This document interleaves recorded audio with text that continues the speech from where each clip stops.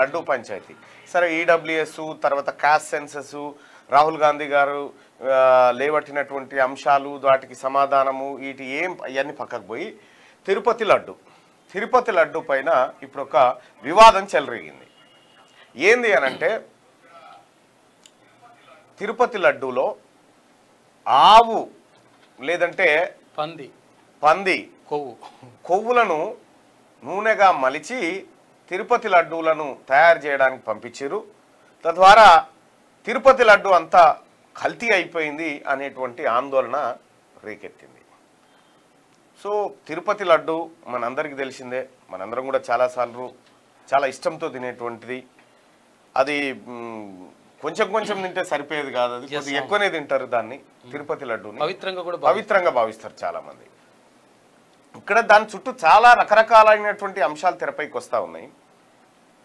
Tirupati లడ్డుకు patent ఉంది, ఆ నమూనాలో ఇంకెవరు తయారు చేయనీకి లేదు. సో చాలా సుదీర్ఘకాలం నుంచి ఆ లడ్డూని తయారు చేస్తూ ఉన్నారు. ఆ లడ్డు తయారీ కోసం ఆవు నెయ్యిని, కుంకుమ పువ్వుని, ముంతమామిడిని, రకరకాల వస్తువులు వాడి దాన్ని తయారు చేస్తారు. చాలా అత్యంత టేస్ట్ కూడా ఉంటుంది అది. ఆ టేస్ట్ విషయంలో కూడా ఎక్కడ రాజీ లేదు. సో జూలై నెలలో ఆవు నెయ్యి, కల్తీ నెయ్యి టీటీడీకి వచ్చింది. తద్వారా లడ్డూలు తయారు చేసిరు. అవి భక్తులకు వితరణ కింద ఇచ్చారు, లేకపోతే ఇవన్నీ చేసిరు. కాబట్టి ఇవన్నీ అపవిత్రం అయిపోయినాయి అనేది తెలుగుదేశం పార్టీ చంద్రబాబు నాయుడు గారు చెప్పినటువంటి మాట. దాంతో వివాదం రేకెత్తింది. మీడియా అంతా కోడై కూసింది. అన్ని నేషనల్ మీడియాలు కూడా ఆ టాపిక్ని అందుకున్నాయి. చర్చ విస్తృతమైంది. లడ్డు ఎందుకు అపవిత్రమైంది అనేటువంటి ఒక చర్చ సాగుతోంది. వెంకటేశ్వర స్వామి అందరికీ, చాలామందికి ఆరాధ్య దైవం. మేము కూడా చాలాసార్లు పోయినాం.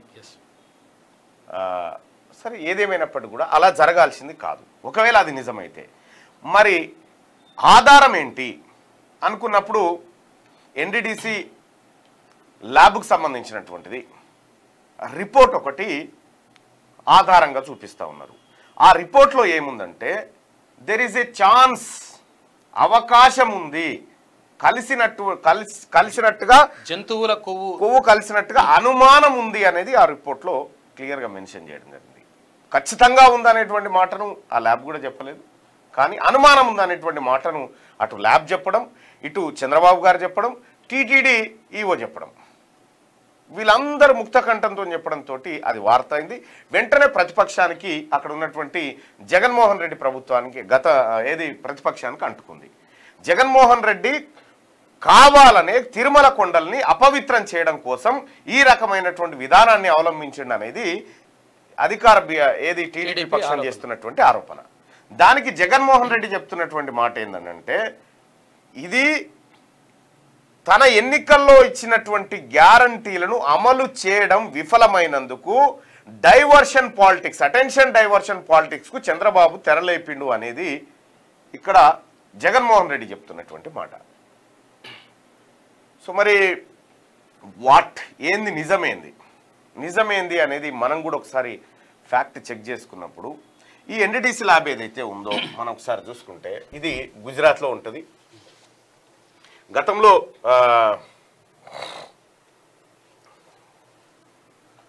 గతంలో ఈ తిరుమల కోసం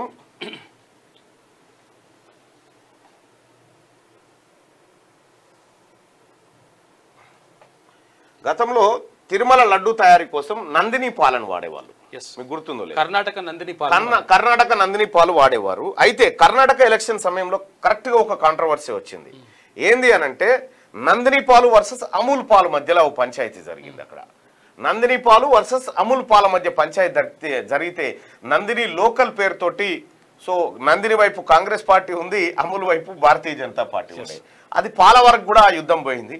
సహజంగానే అది లోకల్ని కొంత రిప్రజెంట్ చేసింది నందిని పాలు. అయితే ఆ నందిని పాలకు సంబంధించినటువంటి కంపెనీ ఇక్కడ ఇచ్చేవాళ్ళు.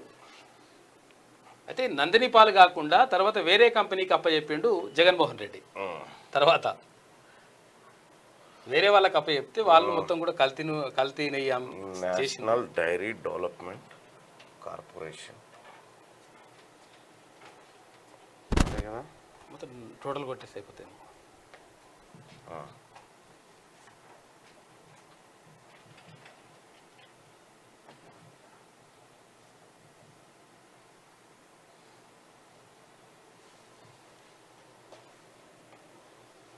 ఎన్ఆర్డిసి నేషనల్ కాదు కదా, అంటుంది డైరీ అని. ఒక నిమిషం ఇప్పుడే పంపిస్తాం. అయితే ఈ నందిని పాలకు సంబంధించినటువంటి వివాదం ఉంది కదా, సరే ఆ తర్వాత జగన్మోహన్ రెడ్డి గారు ముఖ్యమంత్రి అయిన తర్వాత నందిని పాలను తీసేసి ఇక్కడ ఏఆర్ మిల్క్కి సంబంధించినటువంటి డైరీ దగ్గర నుంచి మళ్ళా తీసుకురావడం జరిగింది. అయితే ఈ వివాదానికి అంతటికీ మూల కారణం ఏందనంటే ఎన్డీడీబీ, అదే నేషనల్ డైరీ డెవలప్మెంట్ బోర్డు, ఇది కారణం. ఈ ఎన్డీడీబీ కారణం. వీళ్ళు ఏం చేస్తారంటే చాలా రకాలైనటువంటి కంపెనీల దగ్గర నుంచి పాలను సేకరించి దాని క్వాలిటీ, దాని క్వాంటిటీ, దాని వివరాలన్నింటినీ రిపోర్ట్ రూపంలో అందజేస్తారు. ఇదే అసలైనటువంటి కారణం. అయితే ఎన్డీడీబీ నేను మర్చిపోయాను. అయితే అది ఏం పురుగా చూడు ఒకసారి, ఇది కారణం. ఇక్కడ నందిని పోయి ఏఆర్ వచ్చింది, తమిళనాడుకు సంబంధించింది వచ్చింది. ఈ తమిళనాడుకు సంబంధించినటువంటి ఆ డైరీ మన డిఎంకే ఆ తర్వాత ఇతర పార్టీలకు సంబంధించినటువంటి ఎలక్టోరల్ బాండ్ల విషయంలో ఉన్నట్టుగా తెలుస్తూ ఉంది. సో ఇది మొత్తానికి ఆ డైరీ మీద కోపమా లేకపోతే నిజంగానే దాంట్లో కలిసిందా అనేటువంటిది విచారణలో తేలాల్సినటువంటి అంశం. కానీ ఇక్కడ ఈ ఎన్డీడీసీ ఏదైతే ఉందో ఇది పవిత్రమైనటువంటి డైరీగా మనం అందరం భావించి పవిత్రంగా వీళ్ళు రిపోర్ట్ ఇవ్వగలుగుతారు అనేటువంటి అంశాలను చాలామంది ఉటంకిస్తూ ఉన్నారు. సో వాస్తవానికి ఈ ఎన్డీడీసీ సంగతి ఏంటంటే ఎన్డీడీసీ పైన కోబ్రా పోస్ట్ ఎప్పుడో దీని కథ అంతా బయటపెట్టింది. 475 కోట్ల అవకతవకలు జరిగినాయి. ఇందులో కొంతమంది గుజరాతీలు చేరి దీన్ని కొల్లగొట్టిరు అనేది దానిపైన కోబ్రా పోస్ట్ ఒక 2019లోనే చేసింది. ఇది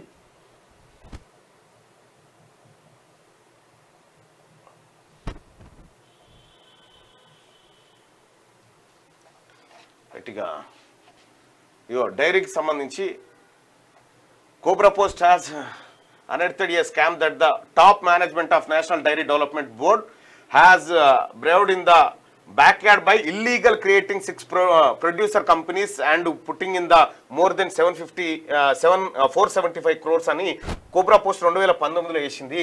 అయితే దీనికి సంబంధించినటువంటి పవిత్రత ఏ పాటిదని చెప్పి ఒకసారి చూసినప్పుడు ఈ డైరీలోంచి వచ్చేటువంటి ప్రతిదీ నమ్మడానికి కూడా వీల్లేదు. ఎందుకంటే వాళ్ళు అక్రమంగా కొన్ని కార్యకలాపాలకు పాల్పడ్డారు ఎన్డీడీబీ వాళ్ళు. కాబట్టి దాన్ని కూడా పవిత్రంగా భావించడానికి లేదు. ఇటు చంద్రబాబు నాయుడు మాటలు కానీ అటు జగన్మోహన్ రెడ్డి మాటలు కానీ వీటిని ఏటిని నమ్మడానికి వీల్లేదు. వాస్తవం ఏంది అనేది తేలాలి. నిజంగా వాస్తవం ఏంది అనేది ఇప్పటి వరకు అయితే అధికారికంగా ఎవరు చెప్పినటువంటి మాట లేదు. అవకాశం ఉందనేటువంటి మాట చెప్పినారు. తద్వారా చాలామంది భక్తులకు ఇబ్బంది జరిగింది. ఓహో మేము ఆవు ఏది జంతువుల కొవ్వుతోటి మేము తయారైన లడ్డూ తిన్నామా అనేటువంటి ఒక ఫీలింగ్ మాత్రం కోట్లాది మంది భక్తులకు వచ్చేసింది.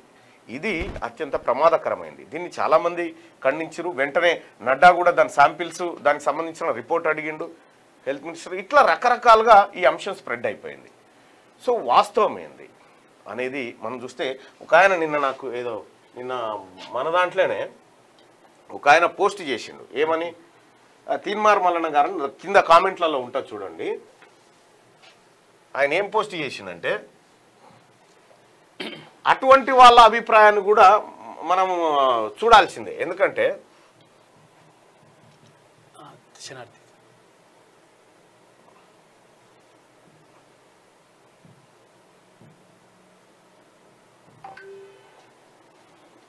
అటువంటి వాళ్ళ అభిప్రాయాన్ని కూడా మనం చూడాల్సినటువంటి అంశం ఉంది. ఎందుకంటే ఆయన కొంచెం డిఫరెంట్గా ఈ లడ్డుకు సంబంధించిన వార్త ఎక్కడుంది,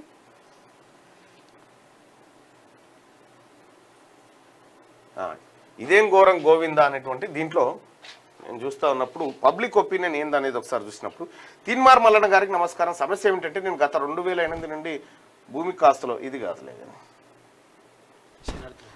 తిరుమల శ్రీవారు శ్రీవారి భయపడుతున్నారంటే తన ఎదురుగా జరిగేది దేవునికి తెలియదా? తెలియకపోతే దేవుడు ఎలా అయ్యాడంటే మనం చెప్తేనే తెలిసిందా?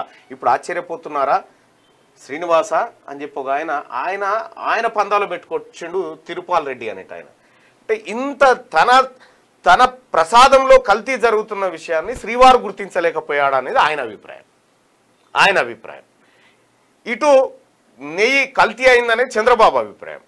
ఇది డైవర్ట్ చేయడానికి, ప్రజల మూడ్ని డైవర్ట్ చేయడానికి చంద్రబాబు ఆడుతున్న నాటకం అని జగన్మోహన్ రెడ్డి అభిప్రాయం. ఆ ల్యాబోడేమో వాడిచ్చింది ఏంది, ఉంటే ఉండొచ్చు అనేటువంటి మాట అందులో చెప్పిండు. కేంద్రం వెంటనే స్పందించింది. దీనిపైన ఎంక్వైరీ, కోర్టులో పిటిషన్ కూడా పడ్డది. వాస్తవానికి ఈ లడ్డూ పంచాయతీ జూలైలో జరిగింది. జూలైలో వచ్చినటువంటి నెయ్యిని అది బాగలేదని తిరిగి వాపస్ పంపించిరని చెప్పి ఆ డైరీ వాళ్ళు చెప్తా ఉన్నారు. టెస్టింగ్ రిపోర్ట్తో పాటు లారీల్లో పంపిస్తామని చెప్పి చెప్తా ఉన్నారు.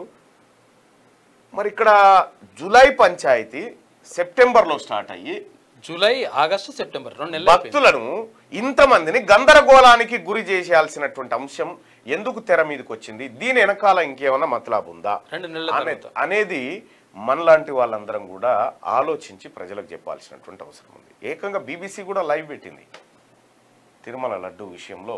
బీబీసీ వాళ్ళు, తెలుగు వాళ్ళు కూడా ఏదో లైవ్ పెట్టి పవిత్రం గురించి మాట్లాడుతూ ఉన్నారు.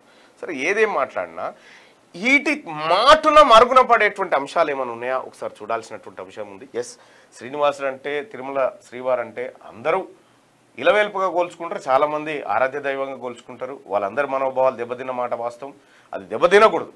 కానీ ఎందుకు ఇది ప్రధాన అంశంగా మారింది? జూలై నెలలో ఈ కొత్త ప్రభుత్వం ఎప్పుడు ఏర్పడ్డది? నిన్నటికి 100 days అయింది ఏపీలో. అంటే దాదాపు 3 months అయిపోయింది. 3 months అయిపోయింది. అంటే 3 months అయిపోయిందంటే ఈ ప్రభుత్వమే ఉంది అప్పటికి. ఈ ప్రభుత్వమే ఉంది. సో ఇది కొంచెం ఏదో జరుగుతా ఉంది అనేటువంటి అనుమానం అయితే వస్తా ఉంది బాయ్ సాబ్. దీని వెనకాల ఏదో సంథింగ్ అయితే జరుగుతూ ఉంది. ఉత్తగలేదు. ఇంకా నేను వీలైనంత వరకు ఎంక్వైరీ చేసే ప్రయత్నం చేస్తా. సో తిరుమల లడ్డూకు సంబంధించి ఏది జరిగినా కూడా పవిత్రంగా ఉండాల్సినటువంటి లడ్డు అది ఉండాలి. అది ఎవరు అవునన్నా కాదన్నా అది చంద్రబాబు రాజకీయ అంశమా లేకపోతే జగన్మోహన్ రెడ్డి రాజకీయ అంశమా ఇంకోటి అనేది కాదు.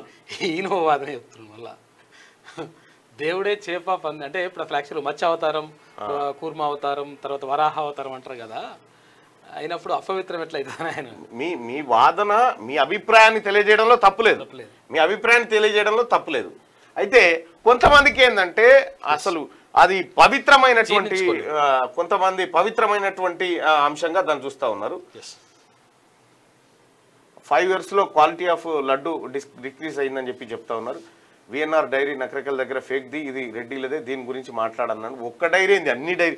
ఈ కంట్రీ డిలేట్ అంత డేంజర్ పాలింగ్ కొట్టలేదు, ఏమి లేదు. చిరంజీవిని అడ్డం పెట్టి సేల్స్ కు దిగిరు. ఇప్పుడు ఏదో యాడ్ వస్తుంది.